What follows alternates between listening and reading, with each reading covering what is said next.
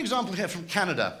There was a young intern at Ogilvy, Canada, called Hunter Somerville, who was working in improv in Toronto and got a part-time job in advertising, and was given the job of advertising Shreddies. Now, this is the most perfect case of creating intangible, added value without changing the product in the slightest.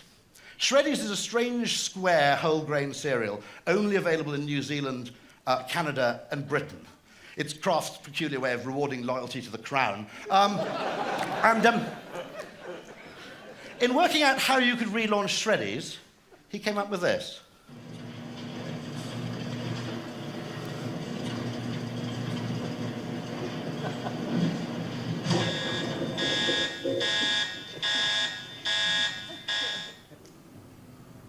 Shreddies is supposed to be square. Have any of these diamond shapes gonna... New Diamond Shreddies cereal. Same 100% whole grain wheat in a delicious diamond shape. No! I'm not sure this is the most perfect example of intangible value creation. All it requires is photons, neurons, and a great idea to create this thing.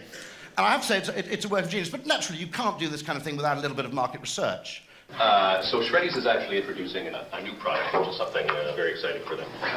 So they're introducing new Diamond Shreddies. It's interesting. So I just want you to look at that little box there. So I just want to get your first impressions when you see that, and you see the Diamond Shreddy box there. Are they square? I'm a little bit confused. They look like squares. It's all in the appearance, but it's kind of like thinking about a 6 or a 9, like a 6. You flip it over, it looks like a 9, but a 6 is very different from a 9.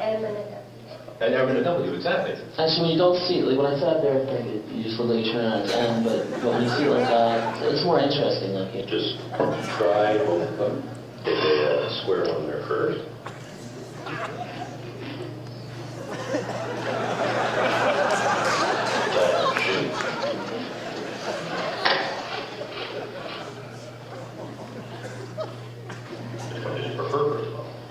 First one. The first one.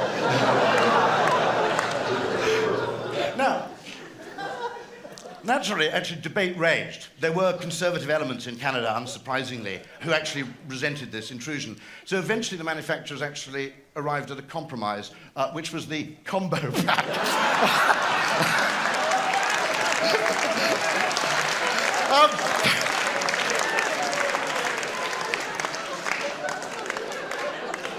Now,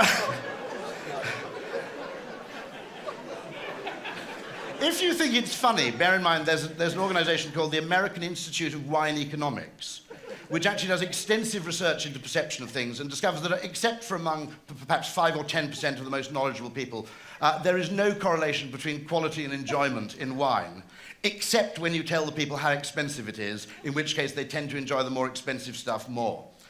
So drink your wine blind in future. But this is both hysterically funny, but I think an important philosophical point, which is going forward, we need more of this kind of value. We need actually spend more time appreciating what already exists and less time agonizing over what else we can do. 2 quotations to more or less end with. One of them is poetry is when you make new things familiar and familiar things new, which isn't a bad definition of what our job is. To help people appreciate what is unfamiliar, but also to gain a greater appreciation and place a far higher value on those things which are already existing. There's some evidence, by the way, that things like social networking help do that, because they help people share news. They give badge value to everyday little trivial activities, so they actually reduce the need for actually expending great money on display and increase the kind of third-party enjoyment you can get from the smallest, simplest things in life, which is attractive. The second one is the second G.K. Chesterton quote of the session, which is, "We're perishing for want of wonder, not for want of wonders," which I think for anybody involved in technology is perfectly true. And a final thing, when you place a value on things like health, love, sex, and other things, and learn to place a material value on what you've previously discounted for being merely untangible, a thing not seen, you realize you're much, much wealthier than you ever imagined. So thank you very much indeed.